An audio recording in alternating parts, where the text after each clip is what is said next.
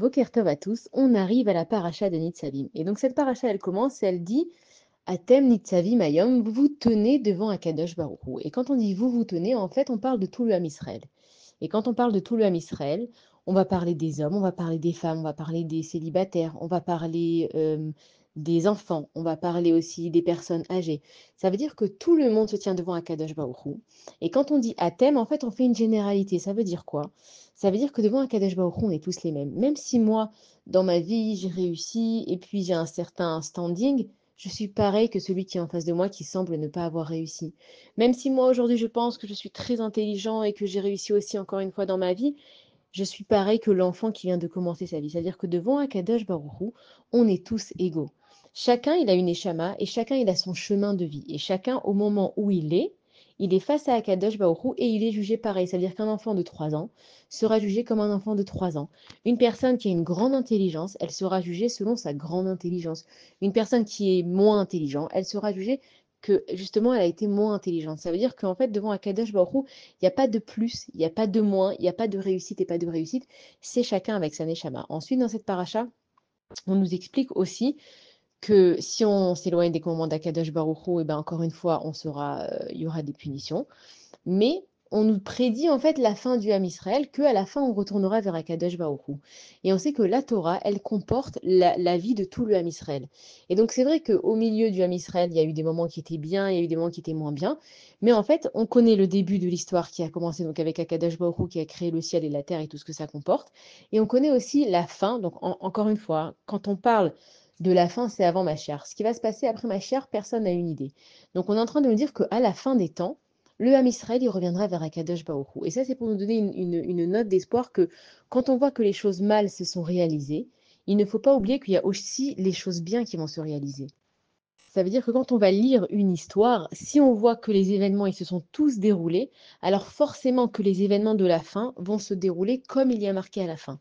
Et ça, c'est pour nous de garder espoir que Akadosh Baruch Hu, il va nous sauver, même si on ne comprend pas ce qui se passe, même si le monde il a l'air complètement fou, même si on a l'impression de perdre le contrôle, même si on a l'impression que tout le monde se retourne contre le peuple juif, même si on a l'impression de peu importe de quoi on a l'impression, il faut se rappeler ce qu'il y a écrit dans la Torah. La Torah, elle reste inchangée. Depuis des générations et des générations, Baruch Hashem qu'on a cette Torah, elle nous maintient. Cette Torah, elle nous donne des lignes de conduite. Cette Torah, elle répond à nos questions. Et à la fin, il y a marqué qu'on retournera vers Akadosh Baruch Hu. Alors il faut avoir confiance non seulement en la Torah, mais confiance dans le peuple juif que même si parfois il s'est éloigné, il reviendra comme un enfant. Il fait ses expériences, il s'en va. Et à la fin, quand il a bien réfléchi, qu'il a fini de faire ce qu'il avait à faire dehors, il revient à la maison parce qu'il sait que là-bas, c'est sa sécurité et qu'on l'accueillera toujours les biens ouverts. Et dans cette paracha aussi, on nous parle du libre arbitre. Et en fait, l'homme, il se définit par son libre arbitre. Maintenant, c'est quoi le libre arbitre? C'est-à-dire que plein de fois, on se pose la question, on se dit, mais attends, si tout est écrit dans le monde, si tout est déjà prévu, voilà, la preuve, il y a marqué qu'à la fin, on fera teshuva vers Akadosh Baruch Hu. Donc, est-ce que l'homme, il a vraiment un libre arbitre? Et il faut comprendre que c'est vrai que ton chemin, il est tout tracé, mais toi, tu connais pas la fin de ton histoire. Tu écris ton histoire au fur et à mesure. Mais toi, au moment où tu prends une décision, c'est toi qui prends cette décision. Et Rabbi Nachman de Breslev, il dit que la seule chose que l'homme il peut avoir dans ce monde, on sait que ta vie ne t'appartient pas, on sait que ton corps ne t'appartient pas, on sait que voilà, la matérialité, ça, on le sait très bien que ça ne nous appartient pas, mais même les êtres qui sont autour de nous, ton mari, ta femme ne t'appartient pas, tes enfants ne t'appartiennent pas, il n'y a rien qui t'appartient à part une seule chose, c'est le ratson. Toi, tu peux avoir la volonté de faire quelque chose, et c'est là en fait que ça soit le libre arbitre de l'homme. Moi, je ne peux pas décider si je vais réussir ou pas, mais je peux dire à Akadosh Baruch Hu, tu sais, Akadosh Baruch Hu, j'ai la volonté de te servir et de réussir. Je ne peux pas décider, moi, si mes enfants ils vont rester dans le droit chemin et ça va être des Bnei Torah, ils vont bien se conduire. Mais par contre, je peux dire à Akadosh Baruch Hu, j'ai la volonté d'élever mes enfants dans le chemin de la Torah. Akadosh Baruch Hu, donne-moi la possibilité. Je ne peux pas décider, moi, si dans mon couple ça va bien se passer, mais je peux avoir la volonté d'essayer d'arranger les choses. En fait, moi, je ne décide de rien à part la volonté de vouloir servir Akadosh Baruch Hu et d'utiliser en fait tout ce que j'ai autour de moi pour Akadosh Baruch Hu. Et donc, si on veut savoir maintenant, voilà, on arrive en plus à Rosh Hashanah, et donc évidemment tout est relié. Alors, Rosh Hashanah, on va couronner Akadosh Baruch Hu comme notre roi.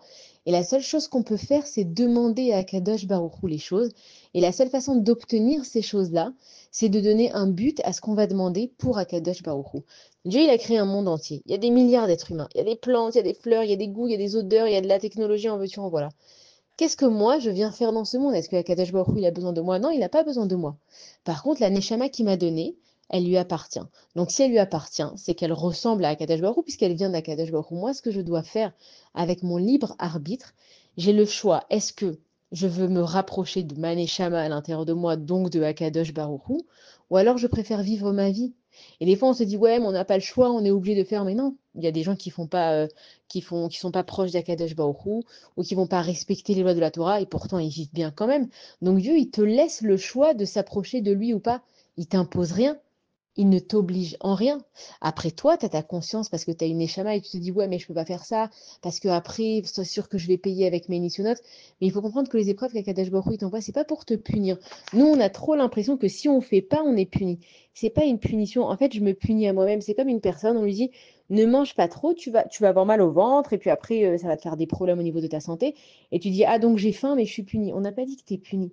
On t'a simplement dit que il y a des choses que tu ne peux pas faire en excès parce que c'est mauvais pour toi.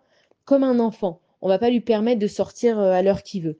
Lui, il va prendre ça comme une punition. Il va se dire, ouais, mais de toute façon, vous me punissez tout le temps. Et mes copains, ils sortent et ils font ce qu'ils veulent. Et moi, j'ai pas le droit.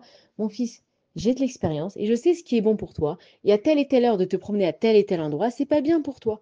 Donc c'est vrai que le fils, il va être en révolte. Mais quand il va grandir, il va comprendre que c'est pour son bien. Et c'est la même chose avec nous et la Torah. Akadash Baruch Hu, il t'impose pas de respecter la Torah.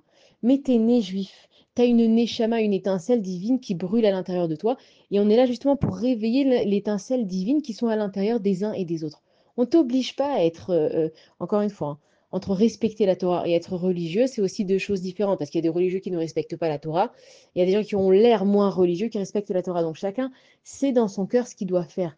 Mais ce que Akadosh Baruch Hu est en train de te dire, que c'est toi qui gagnes.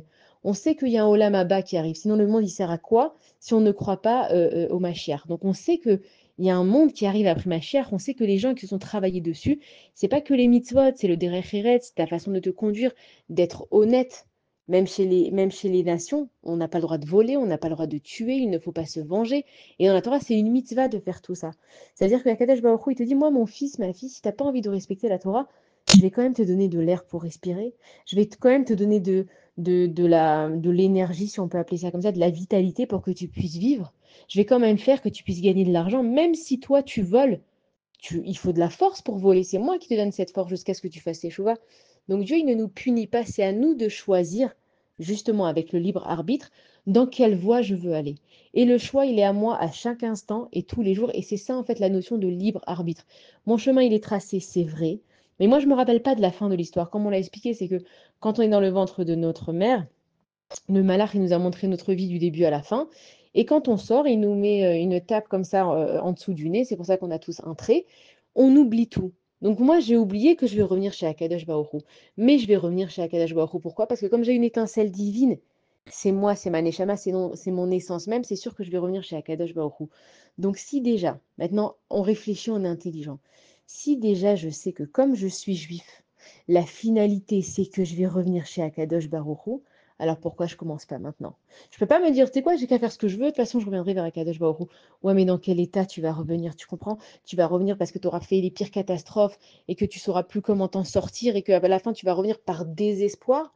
Ou alors maintenant tu vas commencer à réfléchir et te dire que si la finalité dans ce monde, il y a un boréolam, il y a un créateur ici.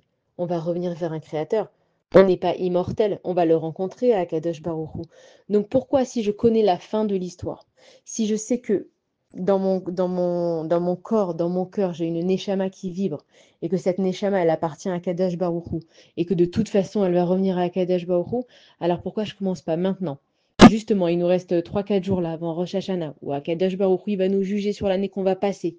Pourquoi je ne prends pas ma vie en main maintenant et que je décide maintenant de faire des efforts pour devenir moi-même? Pas pour devenir le meilleur et faire les choses le mieux possible, le meilleur de moi-même, de me poser la question pourquoi je suis peut-être pas honnête, pourquoi je mens, pourquoi je fuis les épreuves de la vie, pourquoi je suis aigri, pourquoi. Chacun, il sait ce qu'il a à se travailler dessus. Chacun, en faisant son introspection, il sait ce qu'il doit changer.